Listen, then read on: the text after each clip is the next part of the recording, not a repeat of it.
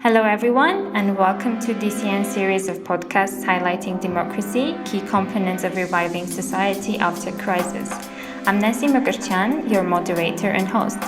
And today our guest speakers are Zviad Adzinbaia, an international security digital diplomacy fellow at Fletcher School, Tufts University, and Armen Kharazyan, former senior foreign service officer.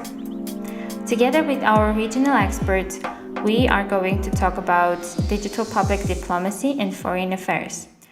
So far, because we see more discussion on digital diplomacy, especially during this global health crisis, let's discover more what are the main changes in foreign affairs during this digitalization era. Mr. Kharazyan, what do you think about this? Does digital forms of diplomacy give less or more space for negotiations and communications?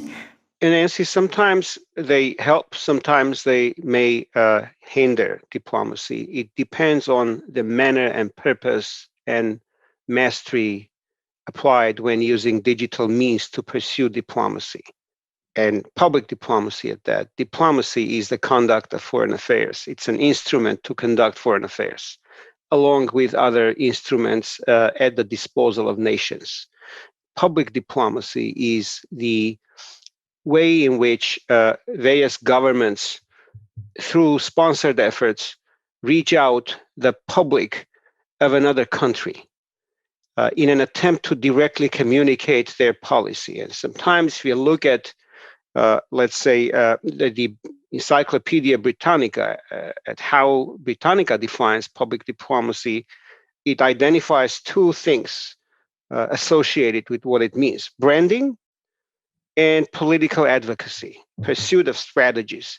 So both can benefit from the digital means that what modern digital means afford, and may also suffer from it, depending on how one uses it. If populist leaders engaged in public diplomacy and use digital means to pursue their objectives, then that may not necessarily be of a benefit to either the nation on whose behalf that diplomacy is being communicated or the target nation. But sometimes they can be useful as well. Thank you so much. And Mr. Adzinbaia, what are, in your opinion, the most important aspects that the young diplomats should pay more attention to while being in this digital era and the digital public diplomacy? Oh, I guess two things at least. One is having a sense of purpose coupled with a well thought and realized idea. What do we want to do with diplomacy? Diplomacy, not about communication and tech, as Armen also noted, could be used negatively. Sometimes we tend to favor the notion of strategic communication, and I'm a great proponent.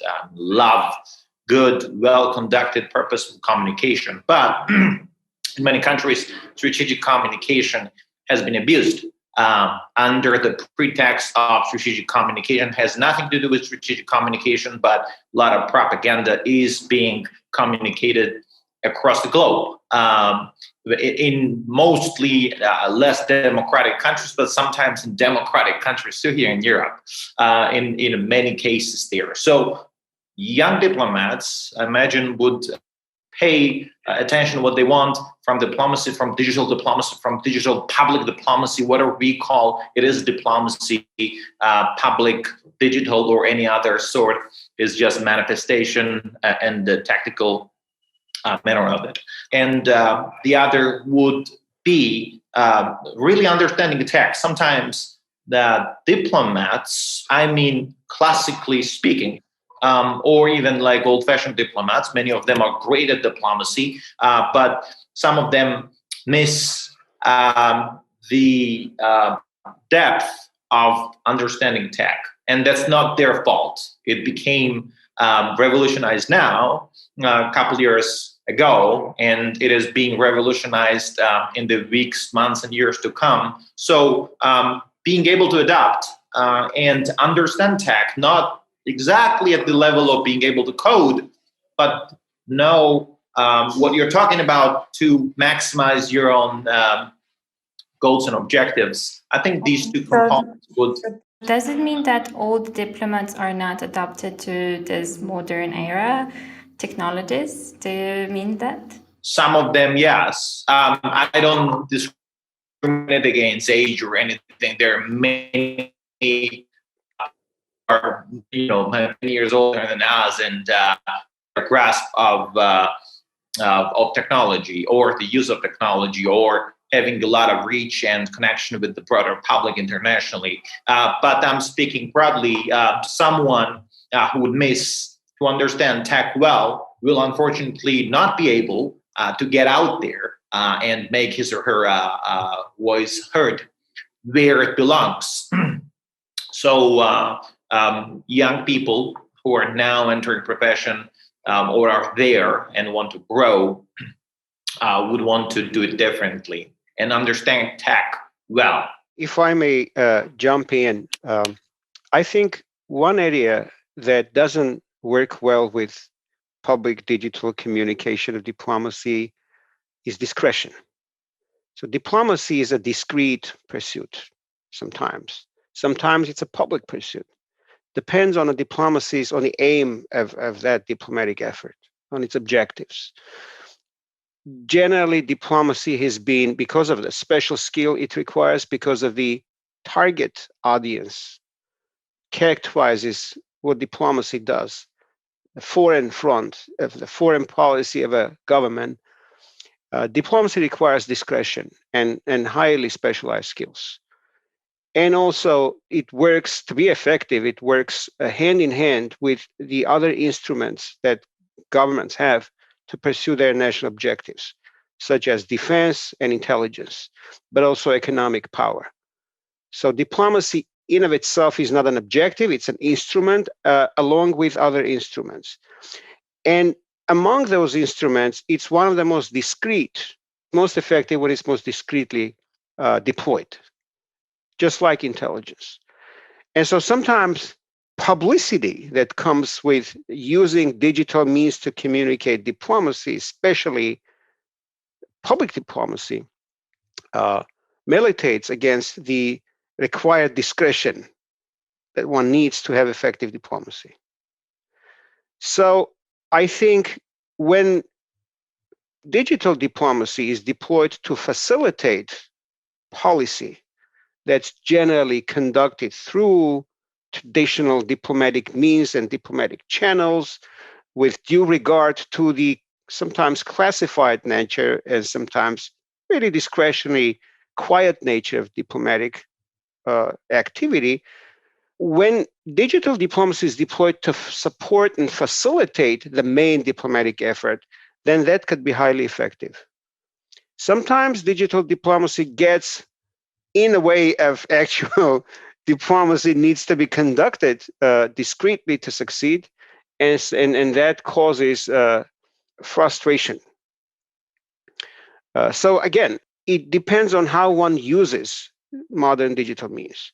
But diplomacy generally being a discrete area of activity, those digital means sometimes are not even applicable to properly deployed diplomatic effort. Take Zoom, let's say. Zoom has, in the era of pandemic, Zoom has become a universal way in which people located in various countries communicate and conduct their international business.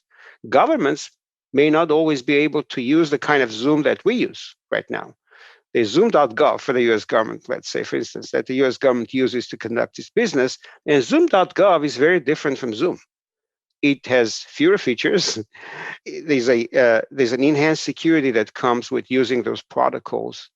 And it's just not publicly available to conduct public business. So when it comes to government business, governments are discriminatory in terms of what sort of digital means they use to conduct their business. However, a government may use Zoom simply to communicate with the public of another country. But that's not necessarily the kind of diplomacy that governments engage in when they talk through their diplomatic representatives. So again, it's technology, it's how one uses it, it's how one tailors to the needs and objectives of a particular effort. Not necessarily good and bad, but technology allows for a faster communication, faster outreach, faster dissemination, broader exposure. Whether it's good or bad depends on who does it and how does one do it. It also makes countries vulnerable. I'm sorry. It also makes the communicator vulnerable because digital means are also easier to penetrate and manipulate. A broad access to digital means to use to conduct diplomacy, one also needs to be concerned about how one protects their own infrastructure, communication infrastructure, and their own speech from undue external interference. And what Mr. Zviad think about this? I would add one point. I agree mostly with Armen said. One point I would agree in terms of diplomacy has evolved and changed. And primarily who monopolizes, if there's any one entity monopolizing diplomacy, is the state. Has been there for a while, and by while I mean centuries. Now, when we speak about digital diplomacy, some players who are not governmental, who are not non-governmental, but corporate players come into the play. One of them being, say, Microsoft. Microsoft now has created a fancy department where every millennial or Generation Z or before anybody else who wants to contribute to doing some good work would work at Microsoft, which is digital diplomacy department as part of the larger endeavor to defend democracy as Microsoft defines it. So those great people, actually, many of them are my friends and proud of them, come from international organizations, government work, from the US government, from the British government, from other NATO governments, or international organizations like the UN and the OSCE, come and work there, conducting digital diplomacy. And the way now digital diplomacy is being defined can be at least two ways. One, diplomacy conducted online, mostly using digital means. And second, diplomacy conducted online and offline, not definitely online, about cybersecurity, about international digital and cybersecurity norms.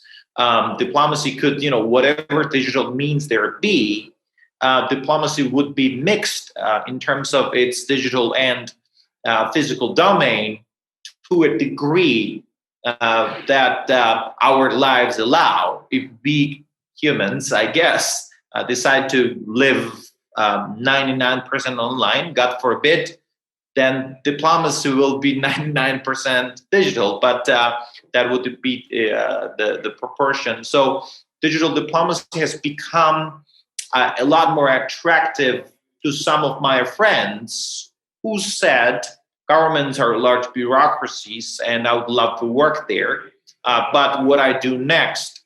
And now they have options to help governments and their governments and international governments, but also go switch their sectors. And sometimes when we speak about diplomacy being conducted by private entities such as Microsoft, maybe Facebook, maybe any other player, we think of those entities as mercantilistic players who would only get and not give. But at this point, one of the things that makes me happier, having been engaged in some of those efforts, something like working group of Paris call on cyber and trust and security in cyberspace, which is led by the French government and Microsoft. There is one key term that excites me, and that is multi-stakeholder. There is no one player that could, in classical diplomacy, in public diplomacy, or in digital diplomacy, all of them have, sharing the umbrella of diplomacy. It is quite quintessential to have many players. If you don't wants to have many players, there will be many players who have just to deal with them. So these people are working around the notion of multi-stakeholder, which is public, private, non-governmental, or any other players. And that is great. So diplomacy is relevant. That is also great. Will be needed in the future, and will be needed not only from the state but from other players to do good things, hopefully.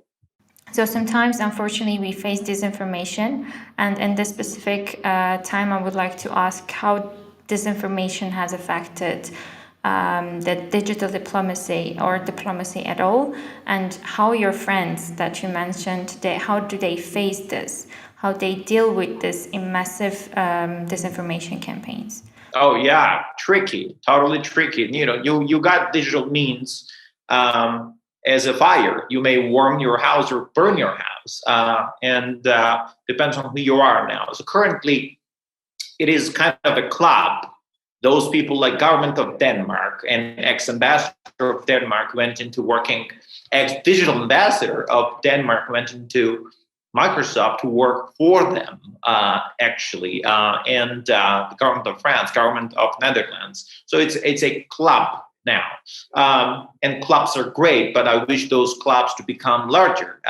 And so far, those are limited to mostly democratic governments, and some of those who are more susceptible to using or abusing digital diplomacy under some umbrella and spreading disinformation, propaganda, or anything else.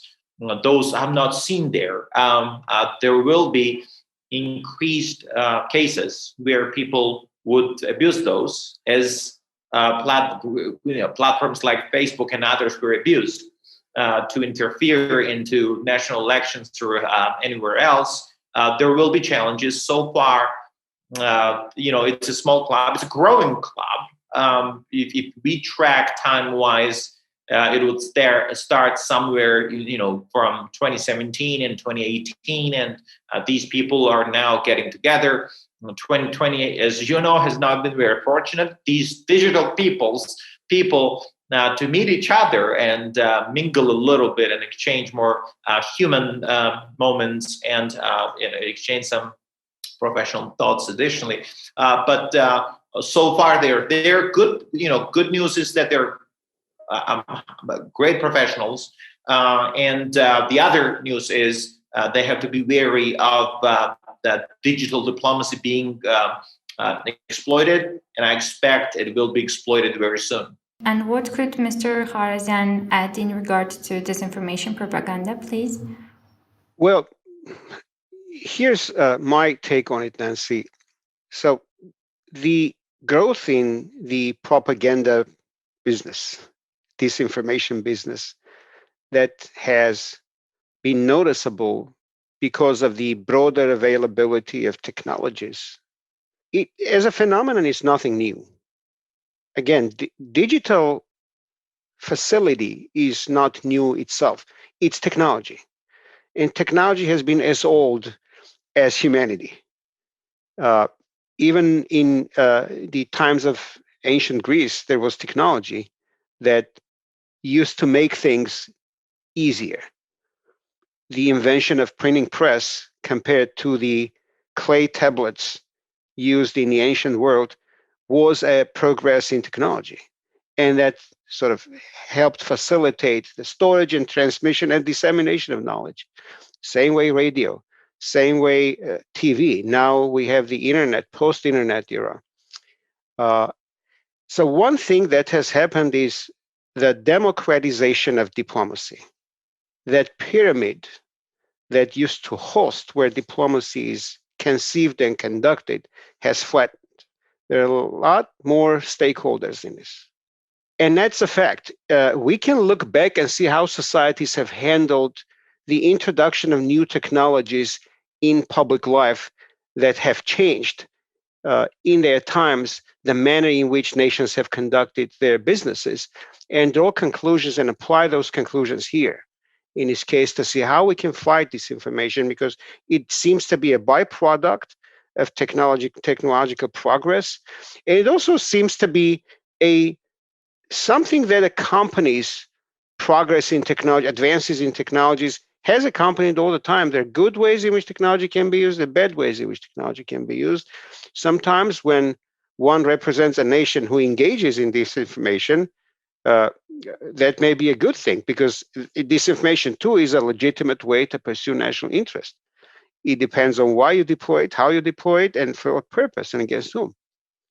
So nations do engage in disinformation and intelligence operations, and that's just a fact of life. We just need to build resilience in the Western world. Let's say those of us who do not find the kind of disinformation the democratic world faces and confronts, let's say that coming from Russia, China, sometimes Iran, sometimes other nations, aimed at undermining societal cohesion in our countries, we need to build digital resilience to understand and handle and address those threats that come with foreign disinformation, and assist nations who do not have those capabilities and cannot do that alone to handle that by teaching stakeholders in these nations, giving them the expertise, giving them the means, and helping them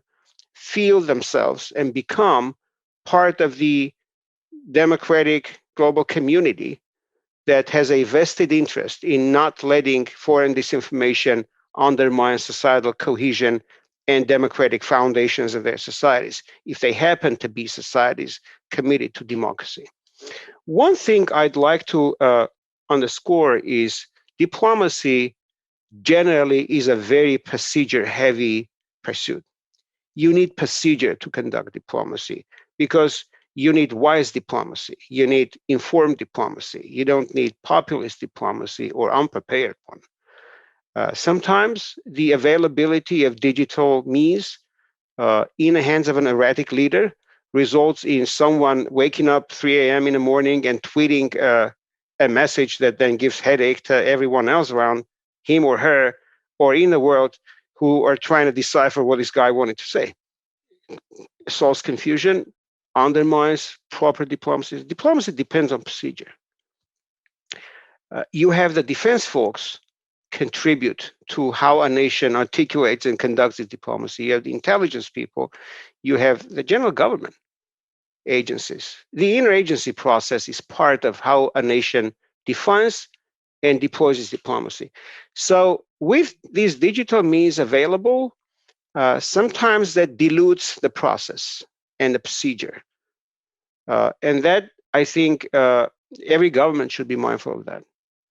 Another good thing that comes out of the availability of new modern digital means is people-to-people diplomacy, when governments are unwilling to engage or unable to engage. Let's say some of those, in our time when I was in government, we didn't have the broad availability of digital means, but I think in the mid-2000s, there were numerous people-to-people efforts using digital diplomacy to connect, network, build common understanding on things that their own governments were having difficulty working on. That may help if the effort is genuine, if it's supported by a genuine actor, sponsor, whether foreign or domestic. If the effort is aimed at bringing those societies together, helping them help their respective governments overcome their differences, it's a good thing. So again, it's about wisdom. It's about contributory participation in how one crafts, conceives, articulates, and deploys diplomacy, and how one engages some of those most useful groups of respective populations to engage and take advantage of what modern means of government and public diplomacy afford. And it's a challenge that's been around for as long as humanity has been around. And I think we will see many examples of how that challenge is being properly recognized and addressed, or sometimes mishandled. Mr. Zviad, do you have any comments on this? I completely agree with Armen. In that case, I'm really hopeful that our young diplomats that are listening to us have gained the best expertise out of this, and they will take them not as granted, of course, and they will use your expertise as well as feel free to share your feedback with us, dear listeners. Will be very helpful for them as well. Thank you so much. I have really enjoyed this conversation, which was very important in this digital era. So hope to see you soon as well. Thank you. Goodbye. The following series of podcasts are being conducted by Digital Communication Network in partnership with Friedrich Naumann Foundation for Freedom.